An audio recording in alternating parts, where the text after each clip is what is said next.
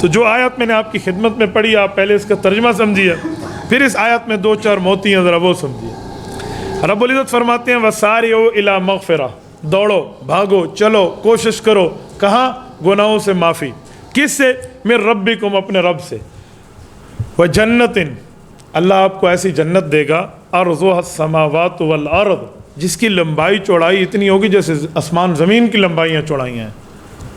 اعدت للمتقین، اور یہ جنت متقین کے لیے، تقوی والوں کے لیے، نیکی کرنے والوں کے لیے تیار کر دی گئی ہے۔ اس آیت میں اگر غور کریں نا، مغفرت کی بات پہلے ہے، جنت کی بات بعد میں۔ نہیں سمجھے؟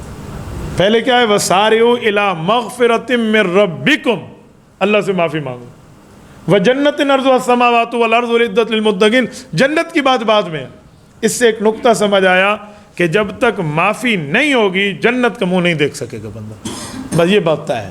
اللہ سے معافی مانگنی ہے۔ معافی 2 طرح کی، اللہ چاہے اپنی قدرت کاملہ سے ویسے ہی معاف فرما دے، رب العزت چاہے کسی نیکی کی بنیاد پہ معاف فرما دے، اللہ چاہے ماں باپ کی دعا سے، بڑوں کی دعا سے، کسی اچھی کام کے دعا پہ جو دعا لگتی ہے نا اس پہ معاف فرما دے۔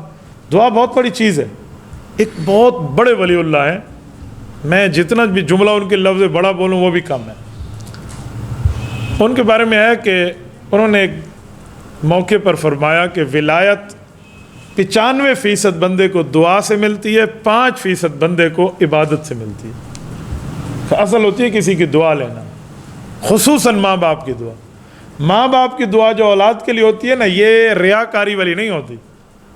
کبھی ماں اور باپ دعا دیتے وقت ریاکاری نہیں کرتے اولاد کے ساتھ، وہ ڈائریکٹ عرش پر جاتی ہے۔ کچھ دعائیں ریاکاری کی بھی ہوتی ہیں نا، تو وہاں ریاکاری والی نہیں ہے۔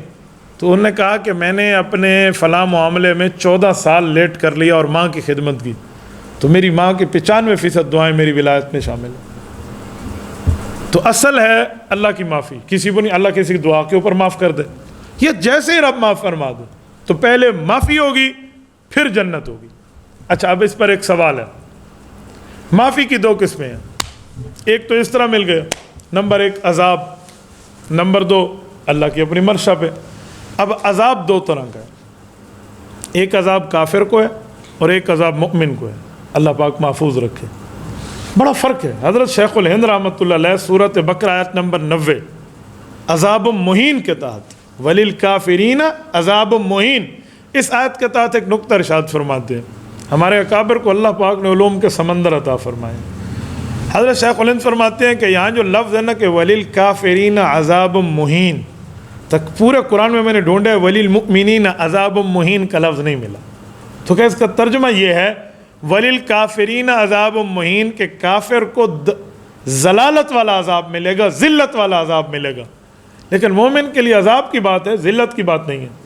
تو بڑی عجیب نقطہ فرمایا کہ مومن کو جو عذاب ہے نا وہ اس لیے ہے کہ اس کے گناہوں سے اس کو پاکیزگی ہو جائے، اسے جنت بھیج دوں، اور جو کافر کو عذاب ہے نا اس کی ذلالت اور توہین کرنے کے لیے۔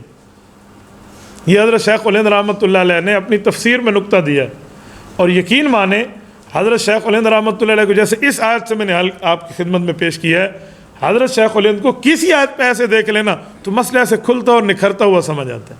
میں حضرت شیخ الہند رحمہ اللہ کی بات کو مثال سے سمجھاتا ہوں۔ ایک ہے آپ کی اپنے دشمن سے لڑائی ہوتی ہے اور آپ اسے مارتے ہیں، ایک ہے کسی بات پر آپ اپنے بیٹے کو مارتے ہیں، ان دونوں ماروں میں فرق ہے۔ شیخ الہند یہی سمجھانا چاہتے ہیں، جب آپ دشمن کو ماریں گے اس کی اصلاح کے لیے، اسے ذلیل کرنے کے لیے، ذلیل کرنے کے لیے، اور جب آپ اپنے بیٹے کو ماریں گے کسی بات پر اصلاح کرنے کے لیے، ذلیل کرنے کے لیے۔ تو حضرت شیخ الہند فرماتے ہیں وَلِلْكَافِرِينَ عذاب مہین، کافر اللہ کا دشمن ہے، اسے جو عذاب ہے وہ ضلالت والا ہے، اور جو مؤمن کو عذاب ہے یہ تزکیہ اور پاکیزگی والا ہے کہ جنت بہت اعلیٰ جگہ ہے، یہ بندہ پاک صاف ہو کر جنت پہنچے۔ تو پہلی کیا فرمایا؟ من ربکم کی جگہ مغفرت، پہلا مغفرت کی بات کی، تو معافی ہوگی تو پھر آگے معاملہ چلے گا۔ تبارك الذي نزل الفرقان على عبده ليكون للعالمين نذيرا